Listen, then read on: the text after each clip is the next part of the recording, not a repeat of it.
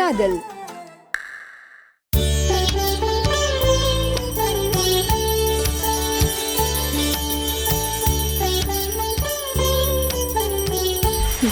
இவ கொஞ்சம் டேஞ்சரான ஆளுதான். பயந்த மாதிரி நடிச்சு ஒண்ணுமே தெரியாதுன்னு சொல்லிட்டு இப்படி அருமையா பூஜை பண்றாளே, இவகிட்ட கொஞ்சம் ஜாக்கிரதையா தான் இருக்கணும்.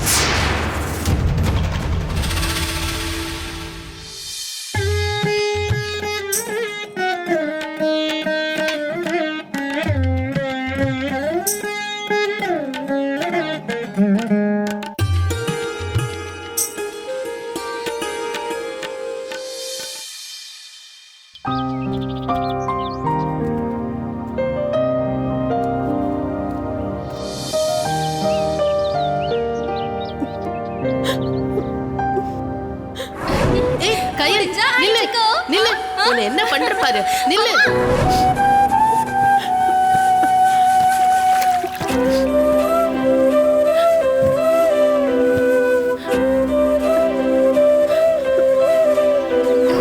எங்கடி ஓடுற? நில்லு, நில்லுடிங்கற, நில்லுடி. ஏய், அடிச்சேன்னா பாரு.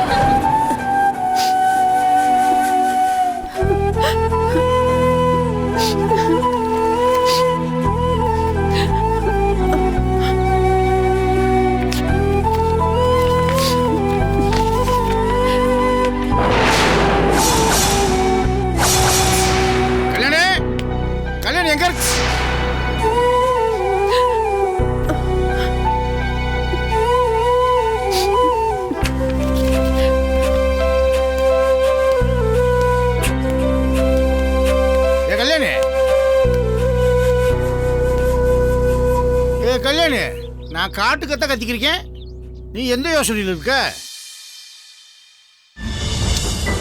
மறுவீட்டுக்கு சூர்யா கையில் அழைச்சிட்டு வர்றதுக்கு நானும் செந்திலும் அப்படி போயிட்டு வரலாம்னு இருக்கோம். அதுக்கு என்ன முறையோ ரெடி பண்ணி சொல்லு. ஏ கல்யாணி, ஏ கல்யாணி,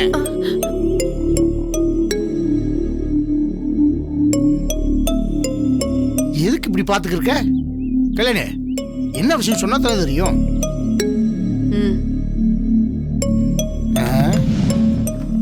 என்னவா இருக்கு? இந்தாங்க, நீங்க கேட்டது எல்லாம் இதுல இருக்கு. இந்த கவரிக்கு நகையை வச்சுதான் கல்யாணத்தை சமாளிக்கணும். இது என்ன பில்லு? இது என்ன கேள்வி இல்லையானே? பொருள் வாங்கின பில்லு. இதை வச்சுக்கிட்டு எதுக்கு என்ன எரிக்கிற மாதிரி பாக்குற? அதுதான் என்ன பொருள் வாங்குனீங்கன்னு கேக்குறேன். யாருக்காக வாங்குனீங்க? ஃபங்க்ஷனுக்கு கொஞ்சம் கில்ட் நகை கேட்டிருந்தாங்க, அதை வாங்கி கொடுத்த பில்லு தான் அது. என்ன மனுஷங்க நீங்க? உங்க வாயில இருந்து உண்மையே வராதா? எனக்கும் எழுத படிக்க தெரியுங்க. அந்த பில்ல இருக்கிற நகைங்களும் கல்யாணத்தன்னைக்கு என் பொண்ணு போட்டுட்டு இருந்த நகைங்களும் அந்த லிஸ்ட்ல எல்லாமே ஒண்ணா இருக்கு. உண்மையை சொல்லுங்க. கல்யாணத்துக்கு கையலுக்கு போட்டதெல்லாம் டூப்ளிகேட் நகைங்க தானே? சொல்லுங்க. இப்ப சொல்ல போறீங்களா இல்லையா? ஆமா, கல்யாணத்துல கையலுக்கு போட்ட நகை பூரா டூப்ளிகேட் நகை தான்.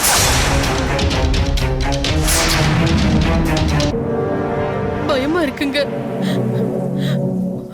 உங்களோட வேலையெல்லாம் பார்க்கும்போது நிஜமாவே எனக்கு பயமா இருக்குங்க. அன்னைக்கு காயத்ரி அனுப்பின வீடியோல கூட உங்களை பத்தி அசட்டியா சொன்னப்போ எனக்கு கொஞ்சம் கோவம் வந்துச்சுதான். ஆனா உங்களோட நடவடிக்கைகளை அவ முன்னாடியே கண்டுபிடிச்சிட்டதாலதான் அப்படி பேசினாலோன்னு இப்ப எனக்கு சந்தேகம் வருதுங்க. 1000 பொய் சொல்லியாவது ஒரு கல்யாணத்தை பண்ணணும்னு சொல்லி பெரியவங்க சொல்லிருக்காங்க. அது 1000 முறை போய் சொல்லியாவது கல்யாணத்தை பண்ணுங்கன்னு சொன்னாங்க. நீங்க அதை தப்பா புரிஞ்சிட்டு இருக்கீங்க. உங்களை மாதிரி ஆளுங்க சௌகரியத்துக்காக இதை மாத்திட்டீங்க. என்ன கல்யாணி இது? புது சைத்தெல்லாம் பேசிக்கிருக்க? நீங்க தாங்க பேச வச்சிட்டீங்க. உங்க மனசாட்சியை தொட்டு சொல்லுங்க.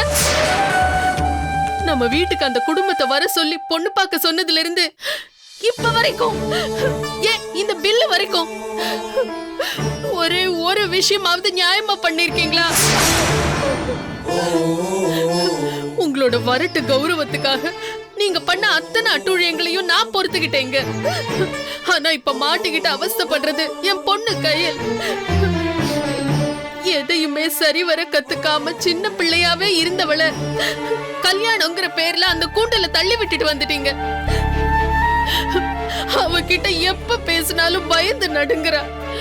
அம்மா, நான் எத்தனை பிரச்சனை தான் சமாளிப்பேன்னு சொல்லி என் பொண்ணு பேசுறப்ப ஒரு அம்மாவா செத்து போயிடலாம் போல இருக்குங்க. நீ ஒரு விஷயத்த மறந்துட்ட கல்யாணி. கயல் எனக்கு தான் பொண்ணு. அவ என் வார்த்தைக்கு மரியாதை கொடுத்து தன்னோட விருப்பு வெறுப்புகளெல்லாம் அழிச்சுக்கிட்டு என் கௌரவத்தை காப்பாற்றணும்னு இந்த கல்யாணத்தை பண்ணிக்கிட்டு அங்கே போயிருக்கு. அந்த பிள்ளையோட வாழ்க்கையை நான் அப்படியே கையில் விட்டு போக போகிறதில்ல. அதை முதல்ல நீ புரிஞ்சுக்க கல்யாணி. ஆம்பளைங்க 1000 விஷயம் பண்ணுவோம், அதில் 1000 அர்த்தம் இருக்கும். வீட்டில் இருக்க பொம்பளைங்க அதில் தலையிடாமல் இருக்கிறதே நல்லது. ஒன்னே ஒன்று சொல்லிக்கிறேன், ஒரு அப்பனா என் மனசுக்குள்ள எவ்வளவு வலி இருக்குங்கிறத என் நெஞ்ச பொழுது காட்ட முடியாது. என்னை நம்பி போன என் பொண்ணோட வாழ்க்கையில எந்த பிரச்சனையும் வரவிட மாட்டேன். அது மட்டும் உண்மை.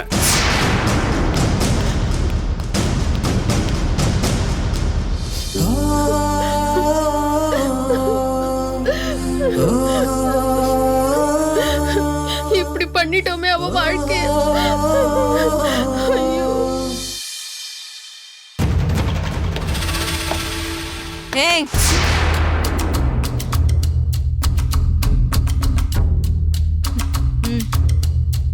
வீட்ல உட்கார்ந்து சாப்பிடுறவங்களுக்கு பரிமாறணும்னு உன் வீட்ல கத்து கொடுக்கலையா? வா, வந்து பரிமாறு.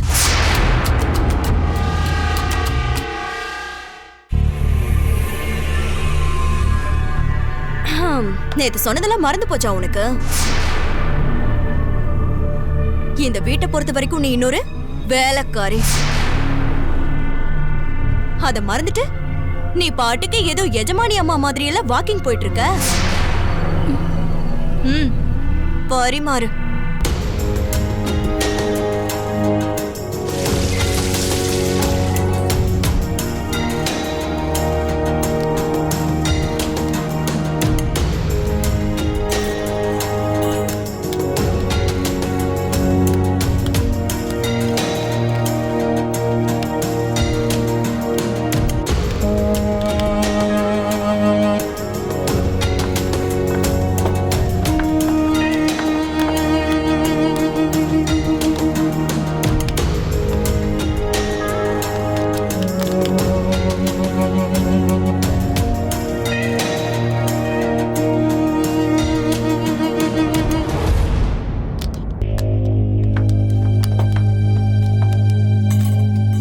போதும்.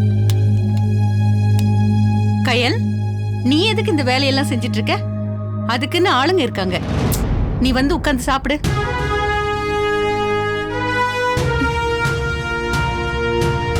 கௌரி, இங்க வா.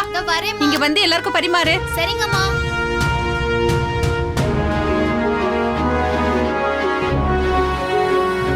ஏன் கையில் நிக்கிற?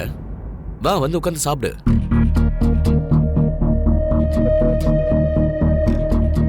ஏய், எல்லாரும் உட்கார்ந்து இருக்காங்க, பரிமாறாம உள்ள என்னடி பண்ணிட்டு இருக்க? கயல், அட என்ன இங்கே நின்னுட்டு இருக்க கயல்? வா, வந்து உட்கார்ந்து சாப்பிடு. வா.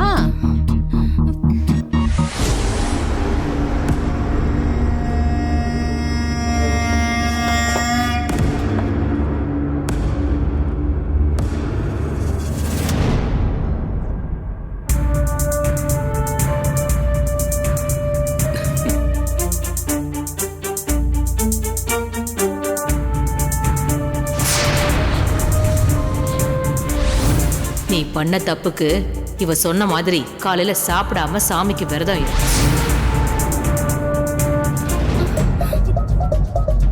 என்னாச்சு? உட்கார்ந்து சாப்பிடுனா ஏன் எந்திரிச்சிட்ட? இல்ல, எனக்கு தலைவலியா இருக்கு. எனக்கு சாப்பாடு வேண்டாம். என்ன தலைவலியா இருக்கு? இப்படி பிரேக்ஃபாஸ்ட் சாப்பிடலன்னா தலைவலி வரதான் செய்யும். நான் சொல்றதை கேளு. ஒரு 2 இட்லியாவது நீ சாப்பிட்டுட்டு போ.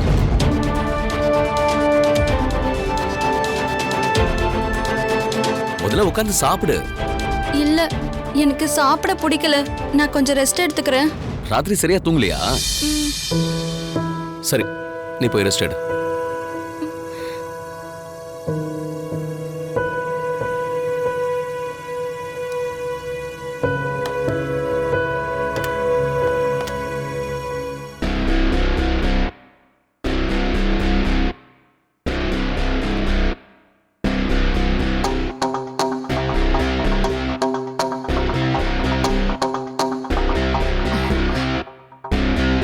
அக்கா, நம்ம வீட்டு முறை எல்லாத்தையும் ஒண்ணு விடாம பண்ணிட்டு வரீங்க.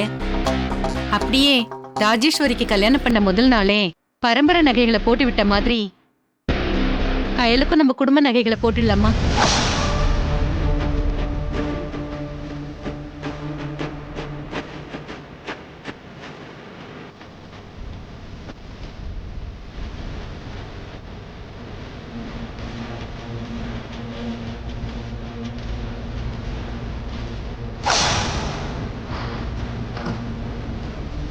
ம், பண்ணிடு.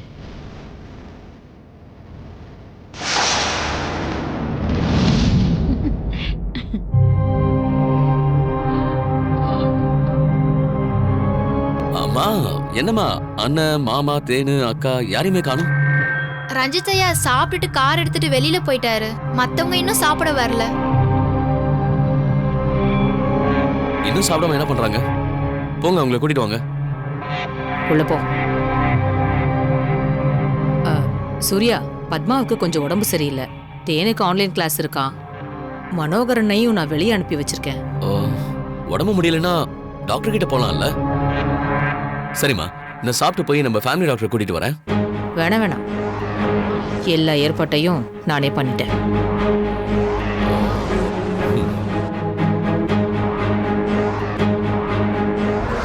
ரைட்டு, அத்தை அடுத்த ஆட்டத்தை ஆரம்பிச்சிட்டாங்க போல இருக்கு. கயல், கயல் கொஞ்சம் இங்க வாடி. நான் கத்திட்டே இருக்கேன். சக்கரை தீந்து போச்சு, போய் கடைக்கு போய் கொஞ்சம் வாங்கிட்டு வான்னு சொல்றேன்ல. ஏய், இன்னும் நீ அங்க என்ன பண்ணிட்டு இருக்க? மா, என்னம்மா ஆச்சு உனக்கு? சக்கரை தீந்து போச்சா? இரு, அவர் வாங்கிட்டு வர சொல்றேன். இன்னும் பழைய நினைப்பிலேயே கயல் கயல்னு கத்திட்டு இருக்க. அவ கல்யாணம் ஆகி போய் ஒரு நாள் முழுசா முடிஞ்சிருச்சுமா.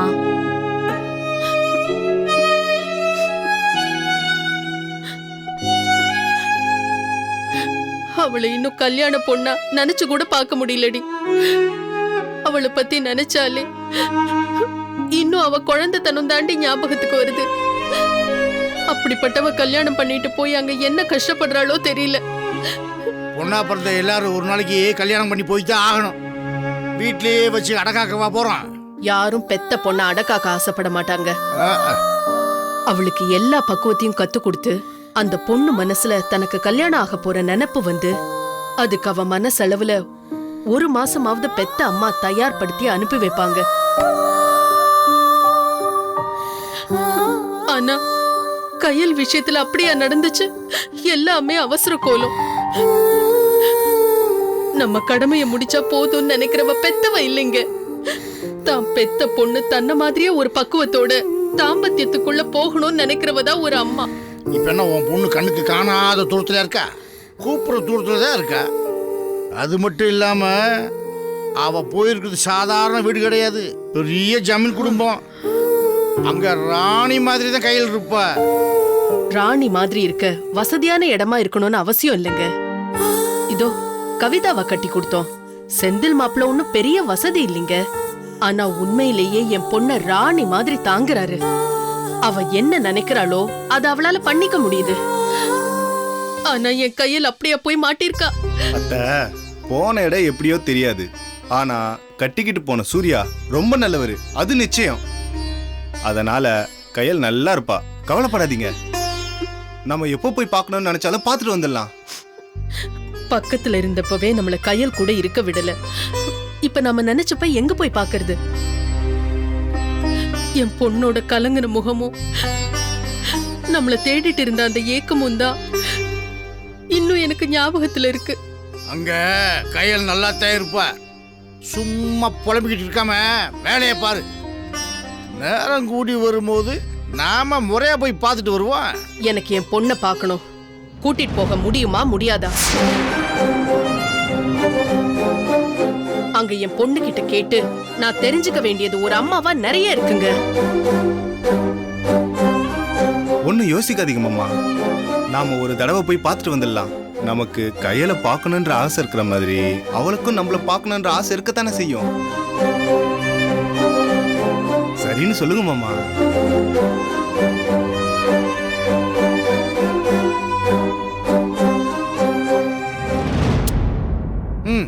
சரி கவிதா, நான் சீக்கிரம் சாப்பாடு ரெடி பண்ணிடுறேன். இங்க பாரு, ஏற்கனவே கல்யாண வேலையில ரொம்ப கஷ்டப்பட்ட. அதனால நீ இங்கே இருக்கியா இல்ல எங்க கூட வரியா? மனசுக்குள்ள ஆசை இருக்குதான், ஆனா வயித்துல இருக்கிறது நல்லபடியா இருக்கணுமே. நான் ரெஸ்ட் எடுக்கிறேன், நீங்க அம்மா கூட்டிட்டு போயிட்டு வேணா வந்துருங்க. சரி. இப்போதைக்கு அதுதான் முக்கியம்.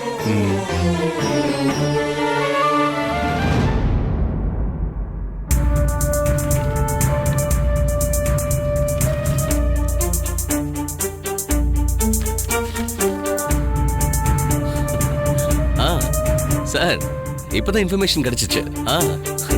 உங்களுக்கு கடைசியில உங்க சொந்த ஊருக்கே ட்ரான்ஸ்ஃபர் கிடைச்சிருச்சுன்னு ரொம்ப சந்தோஷம் சார். சந்தோஷம்லாம் இருக்கட்டும் சூர்யா. நாளைக்கு எனக்கு டிபார்ட்மெண்ட்ல ஒரு ஃபேர்வெல் பார்ட்டி அரேஞ்ச் பண்ணிருக்காங்க. அதுல நீங்க ஃபேமிலியோட கலந்துக்கணும்.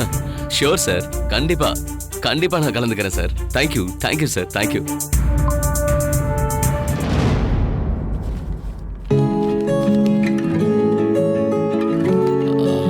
அம்மா, எங்க சீனியர் எஸ்ஐ நந்தகுமார் டிரான்ஸ்ஃபர் ஆக போறாருமா. அதுக்கு ஃபேர்வெல் பார்ட்டிக்கு வர சொல்லி கூப்பிடுறாரு. நான் கொஞ்சம் போயிட்டு வரட்டுமாமா? இது என்ன புதுசா இருக்கு சூர்யா? உன் டிபார்ட்மெண்ட் விஷயத்துக்கு என்கிட்ட பெர்மிஷன் கேட்டுட்டு இருக்க? அவரு பர்சனலா இன்வைட் பண்றாருமா, ஃபேமிலியோட வாங்கன்னு. அதான் கையில கூட்டிட்டு போயிட்டு ஈவினிங் வந்துடுறேம்மா. அவளுக்கும் கொஞ்சம் ரிலாக்ஸேஷனா இருக்கும்லம்மா. இல்ல சூர்யா, நீ வேணா போயிட்டு வா. அவளை குலதெய்வம் கோயிலுக்கு போகாம எங்கேயும் உன் கூட அனுப்ப முடியாது. என்னக்கா இது? அவங்க டிபார்ட்மெண்ட்ல எல்லாருக்குமே தெரியும் சூர்யாக்கு கல்யாணம் ஆனது. இப்ப இவன் மட்டும் தனியா போனா நல்லாவா இருக்கும்? கூட்டிட்டு போயிட்டு வரட்டும்க்கா. என்ன தானோ நீயும் புரிஞ்சுக்காம பேசுற? சாங்கியம் பண்ணாம எப்படி தனியா அனுப்புறது? அவன் படிச்சவன், அதெல்லாம் தெளிவா புரிஞ்சுப்பான். அவன் படிச்சவன், அதெல்லாம் தெளிவா புரிஞ்சுப்பான். அக்கா, நீங்க எதுக்கு பயப்படுறீங்கன்னு நல்லாவே தெரியும். நானும் அதே தான் சொல்றேன். சூர்யா படிச்சவன், அவங்கிட்ட எல்லாம் தெளிவா சொல்லியாச்சு. குலதெய்வம் கோயிலுக்கு போறதுக்கு முன்னாடி அவனும் கரெக்டா நடந்துப்பான். அவன் நான் வளர்த்த பையன். காலையில போயிட்டு சாயந்தரம் வந்துருவாங்க. அனுப்பி வைங்கக்கா.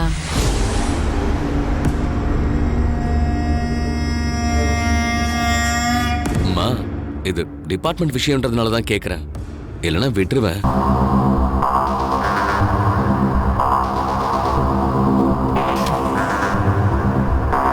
சரி, அப்புறம் என்ன, அக்காவே சொல்லிட்டாங்கல்ல. சூர்யா, எல்லாத்தையும் மனசுல வச்சுக்கிட்டு கூட்டிட்டு போயிட்டு சொன்னபடி சாயந்தரம் வந்துடணும். சரியா? சரிம்மா. போ.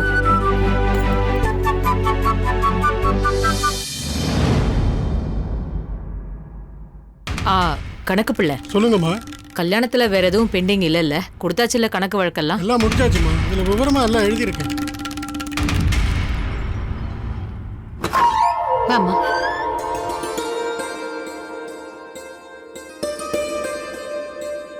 உட்காரு.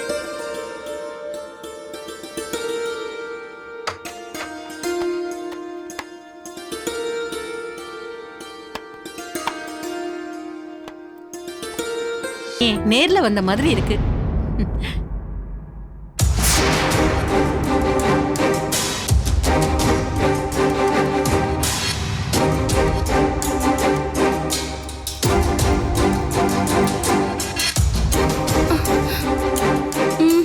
எனக்கு இவ்ளோ நகையெல்லாம் போட்டு பழக்கமே இல்லை.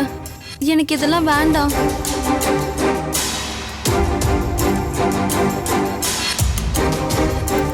இங்க பாரு கயல், உங்க வீட்ல இருக்கும்போது நீ எப்படி வேணா இருக்கலாம். ஆனா ஜமீன் மருமகளுங்க வெளியில போகும்போது நகைகளை போட்டுக்கிட்டு தான் போகணும். இது நம்ம குடும்பத்தோட பாரம்பரியமான நகை. இது காலங்காலமா ஜமீன் மருமகளுக்கு கொடுக்கறது. எத்தனை மருமகளுங்க வந்தாலும் நகை போடுற அளவுக்கு நம்ம ஜமீன்ல அவ்வளவு நகைங்க இருக்கு. ராஜேஸ்வரிக்கான நகைய அவகிட்ட கொடுத்தாச்சு. இப்ப உனக்கு கொடுக்க வேண்டிய நகைய உன்கிட்ட கொடுக்கறோம். ஜமீன் மருமகளுங்க எந்த விசேஷத்துக்கு போனாலும் இந்த நகைகளை போட்டுக்கிட்டு தான் போகணும். கல்யாணம், காது குத்து, குழந்தைங்களுக்கு பேர் வைக்கிறதுன்னு இப்படி ஒவ்வொரு நிகழ்ச்சிக்கும் ஒவ்வொரு விதமான நகைகளும் இருக்கு. பாக்குறவங்களுக்கு பொண்ணா இல்ல தங்க தேரான்னு டவுட் வரணும். அப்படி போட்டுக்கிட்டு போனாதான் இந்த ஜமீனுக்கு மரியாதை.